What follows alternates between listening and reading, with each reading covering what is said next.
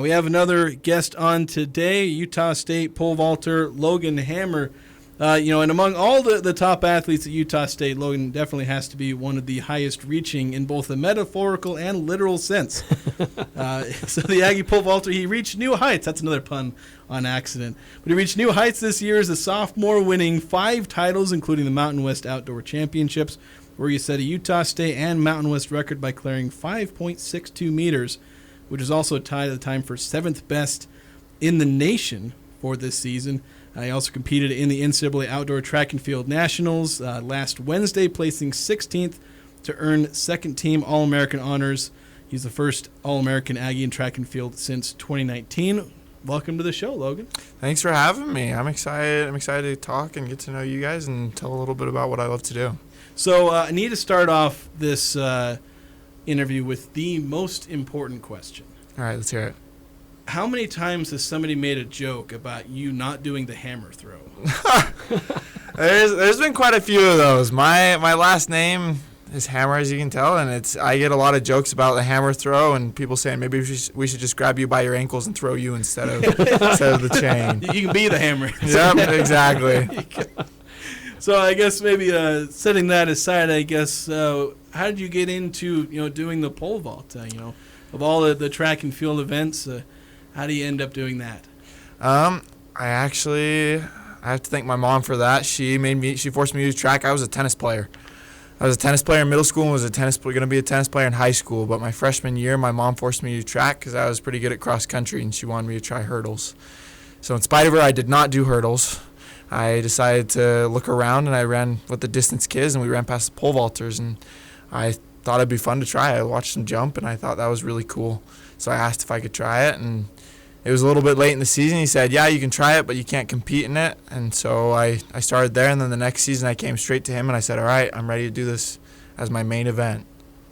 Wow. So you ran through about 3 or 4 different sports and events before you finally landed on pole. Yep.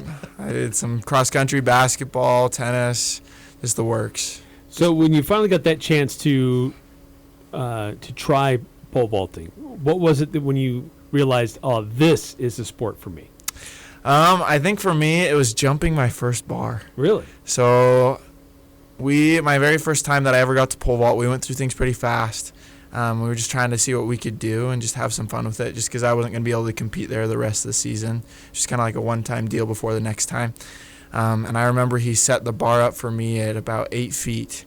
And he said, all right, let's see what you can do.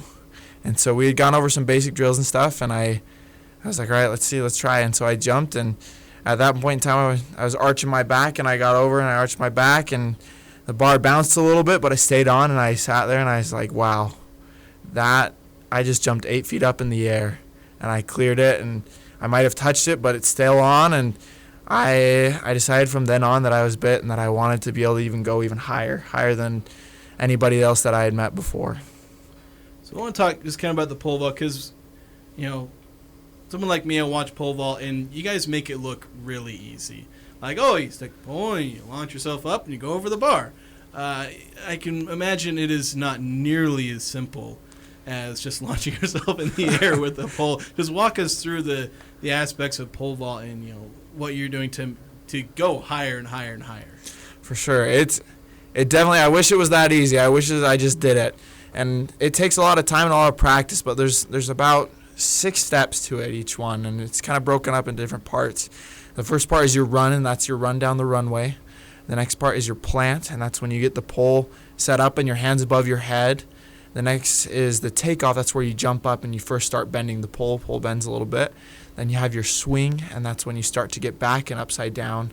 You have your invert, which is when you're fully upside down. You have the pole really tight to you. And then you have your up and over and your pike at the top. And there's those different parts, and you have different parts that you can practice.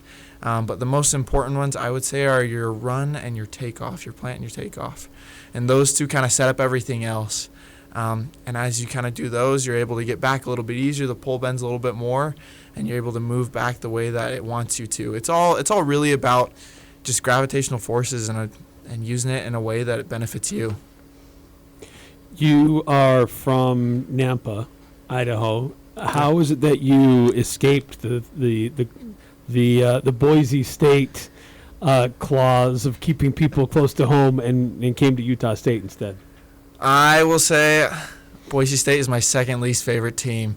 So I was. It was no problem. It was no problem for me. I did not want to go to Boise State. But I fell in love with Logan and with Utah State. I came here for a track camp to kind of talk with my coach Eric Rasmussen, and talk with him about pole vaulting and seeing kind of what his area was like. And we talked, and they invited me to come for a visit. And we went around, and my dad and I had come up, and my family came down, and we walked around, and we really liked the area. It was a little bit snowy at the time, and it was a little cold, but back then I was a little bit more used to snow than I am now. But we talked, and I got to meet a lot of the team and see the facilities. And the team, my favorite thing was the team and just the people and how nice they were and how much of a family it was, and how much the Coach Eric Rasmussen cared about his athletes. As well as I'm a big animal person. I'm trying to study to be a veterinarian, and they have one of the best pre-vet programs in the country, I'd say, here on the West. And so a combination of just the track team, my coach, and just Logan. Logan's a beautiful place, especially during the spring, especially during the summer and the fall. The winter, sometimes I get a little bit frustrated and sick of the snow, but I love it here. It's a beautiful place, and a combination of all those brought me out here, and I've never regretted my decision. So you snuck something in. You said Boise's your second least favorite. You got to tell us who's number one on that list now. I hate Utah. The University of Utah. I think they're a great team. They're a great team. They have a lot of different things, but I grew up a BYU fan. Utah State's number one now for me, but I still kind of hold that animosity towards Utah. There you go. So That's fair. But kind of on the weather, with the snow and all that, there's kind of I shouldn't say an easy workaround, but with track and field, kind of feeds in one of my questions where it's kind of this like year-long sport where you got indoor, like they're two different seasons, but indoor track and field, outdoor. Like what's the dynamic having an indoor and outdoor season, and when do you guys get a break from track and field? Break, we like to say there's no rest for the weary. It keeps going and going and going. So we do really have a long season. So we start training about the second week of school. That's when we start our conditioning and everything like that. The purpose of indoor starts about December, was when we start jumping and competing against other schools. It's kind of a preparation. I like to call it the prep season for your actual season. It gets you set, it kind of gets you going through the motions, what you know how to do, helps you work on some technique stuff and get that back. That off season is the time to build for in season, and indoor I'd say is the prep for that outdoor season. Outdoor is where you want to hit those big marks. That's when you can qualify for the big NCAA championships, and as well as you can do that indoors, but outdoors it's a little bit more competitive, I'd say sometimes. But as well as like the USA championships and different things. So that's kind of the purpose of indoor. I feel like it's just to kind of prep you for that big outdoor season. In your process of doing the pole vault, you're just a sophomore. You just finished your sophomore season, so and you've already achieved amazing things, not only for the school but also for the conference. At what point, when you're training or preparing or just growing as an athlete, do you, especially in this sport, start to realize, okay, this is the level I'm at. If I tweak these few things with my technique, there's records that I think I can break. Like, does that process even come into your mind, or are you just like, all right, I cleared it, let's just go higher, and I'm just going to keep going until I can't go anymore? There's always things. So it's kind of a mixture of the two. So in competition, I'm not too worried. I'm trying to focus on just jumping bar by bar and trusting my work. But in practice and preseason, that's a lot of where we're like, okay, we're seeing what we got. We got some good speed that we've built up in different things, as well as there's a couple things in our technique. Pole vault's a very technical thing. And you have to be right on your step. You have to have your hands up. You have to be swinging fast. You have to move your hands. There's so many things that you have to be focused on. And as you focus on one or two of them and get each little one better, you're able to squeak out maybe a little bit more height. Maybe if I get my hands up just a little bit more, I can get on a slightly stiffer pole, which will flick me up just a little bit higher. And it's that bit by bit. As you focus on little bit by little bit and not focus on the whole picture, you're able to kind of improve your whole picture. It's interesting. And that's one thing that I like about it. Sometimes it's never what you expect. Sometimes you think that you're not getting back because the pole's too stiff. No, it could be in fact that your hands aren't quite up as high as they need to be, or your foot's not underneath you. Just to follow up to that, are there ideal weather conditions that can affect the pliability of the pole and how high you might be able to get? Oh yeah. Yeah, so as you know, like when things get cold, they get stiffer. They're harder. And when things are a little bit warmer, they're bendier. And they're more pliable and flexible. So the warmer it is, usually the easier it is to bend the pole, and the easier it is to get on bigger poles, and bigger poles mean higher heights. And so typically, like for me, I love the hot and humidity, just because of my mission and the time that I spent in Ecuador and Vegas. It was really warm, and I love that hot and humidity, and that also helps me with my poles to be able to not be so worried that they're gonna be a little too stiff for me to get on. As well as wind. Wind plays a big factor in pole vault. It can be a really big mental thing, because if you're running face first into the wind's pushing your pole up, and you're trying to make sure that pole goes down, and as well as it slows you down. Whereas if you have a tailwind, you have something blowing right behind you, sometimes you're getting a little too far in front of you, and you have to kind of adjust. You have to make those slight adjustments and have the mental capability to push through those. So is this why we got all the Pac-12, or at least former Pac-12 schools being all good at track and field in warmer places? Yeah, I'd say that plays a factor in it, as well as like they have some good track and field people, but I think weather definitely plays a big factor into how high you can jump, as well as how high things are going. So I want to talk about in Mountain West Championships, the Outdoor Championships, you get the 5.62. I should ask, is that the highest you've ever gone, or I imagine maybe in practice you've gone higher than that? No, so that's the highest I've ever gone. I've attempted some high heights in practice, but I've never been able to quite get there. That adrenaline kind of helps me go, and it's interesting like I said, with those different poles, they're each different flexes or different stiffness, and so usually in a meet you have a little bit more adrenaline, so you're getting on some bigger poles than you would in practice. But that's the highest that I've ever been, was at 18 feet 5.5 inches. That's bonkers. Throwing yourself up into the air over 18 feet, and you're still like clearing the pole. That's why I love it. I love that feeling when I get up and over the bar, and I'm just hanging there. There's nothing but me in the air and the bar that I'm over, and as I go over it and I fall and I see it up there, I'm just like, wow. Does time slow down as you're falling, and you realize you've cleared the bar and it's still there? Oh yeah. It does, and that's one of my favorite things about pole vault is you're falling and you look up and you're like, oh my gosh, it's staying up there. And the cool thing is you can celebrate before it's even done. A lot of other things that you can do, you can't celebrate up until you're done and you've got to the touchdown, you've gotten to the end zone, you've gotten over the bar and high jump, or you've jumped how far you're going to go for long jump. In pole vault, as soon as you're over that bar and you see it stay up there, you can start celebrating as soon as you want. You got a go-to celebration? I'm usually just a big yeller. I usually throw my fists, or I'll clap, or I'll get excited and just yell as I'm falling. There you go. So I guess I imagine that happened clearing that bar at the Mountain West Championships. Oh yeah, there's a lot of yelling, a lot of screaming, a lot of excited.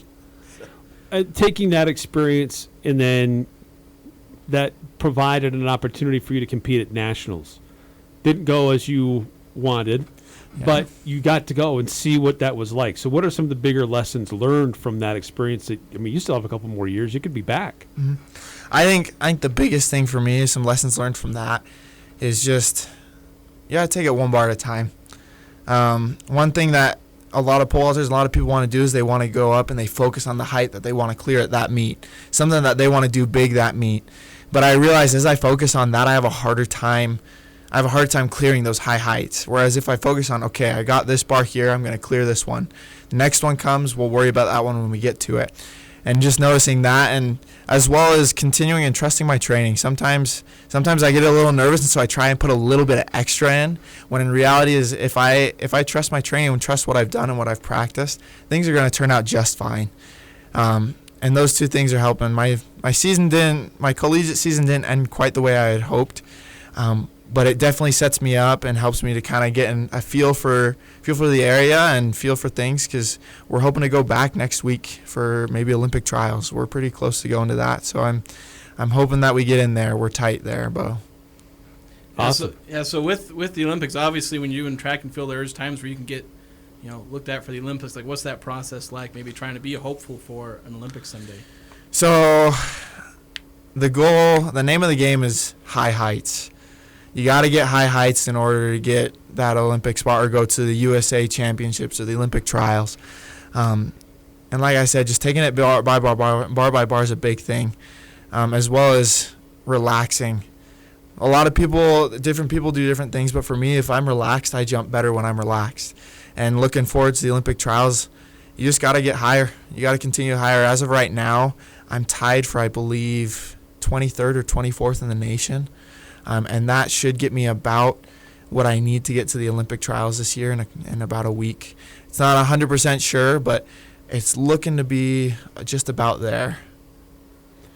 Well, best of luck. That's awesome. Thank you. To have that opportunity. Not the first Aggie to have that opportunity. There's been a few others that competed to qualify for the Olympics. So stay relaxed, man. Thank you. You'll be fine. It'll be fun. We'll expect big things. I guess just not only from an individual perspective, but as a team, like what are you expecting from the team next year? Next year, we had a lot of people that were really close, both going to first rounds. First rounds is the meet before nationals. That's how you qualify for outdoor nationals, is first rounds. And then we had a lot of people close at first rounds to get into nationals. I think as a team, as much as I enjoy doing things and as much as I enjoy pole vaulting, it's even sweeter when you have somebody to talk about it with it and you get to watch them and support them. And so I'm hoping that my team, we had a lot of people get close to coming to first rounds and nationals. I for sure will not be the only one going to nationals this next year or to first rounds. I'm looking forward to having a lot of my teammates, maybe even some from my jump squad or some from the distance and throwers, meeting me there and coming with me and enjoying that experience with me. It's an experience that's better shared rather than just yourself. We'll definitely look forward to it, and obviously we'll see if we can have some other of your teammates on as well, whether or not they make it to nationals. We'll always love covering a lot of the local sports here. Yeah, well, Logan Hammer, thank you so much for coming down. Congratulations on an outstanding season. And best of luck. I mean, you still got things you're working on this summer, so that's exciting. So we'll keep a close eye on it. Thank you guys so much. Thank you for your time. All right, we'll go ahead and take a break. We'll wrap things up coming up next here on the Full Court Press.